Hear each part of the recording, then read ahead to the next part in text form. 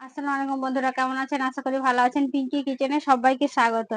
আজকে আপনাদের দাদা বাজারে বড় সাইজের মাছ পেয়েছে। দেখেন কি সুন্দর বড় সাইজের মাছ, 3 কিলো যত সাইজের মাছ। তার জন্য এটা কেটে নিয়ে এসছে অর্ধেকটা।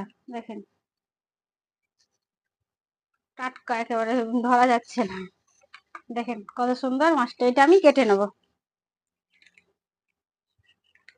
ছাড়ানোই আছে, বাজার থেকে ছাড়িয়ে নিয়ে এসছে। এবার আমি পিস করে নেব।